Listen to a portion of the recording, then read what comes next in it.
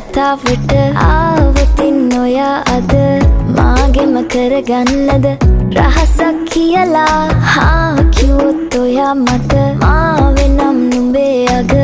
රැජිනිය සදහට මං දෙවරක් නොහිතා සැරෙන් සැරේ කෝලෙන් බල බලා ඇසේ අස්සෙන් බොරුවට එපා වගේ හිඳින්න එපා රවන්න එපා ටිකෙන් ටිකේ ආලෙන් පුරවලා හිතේ හිස්තැන් නුඹ මට හිතක් වටින කෙනා නිසා චුට්ටක් කතාවට ආවොතින් ඔයා අද මාගෙම කරගන්නද රහසක් කියලා කිව්වොත් ඔයා මට මාවෙනම් නුඹේ අග රැජිනිය සදහට මං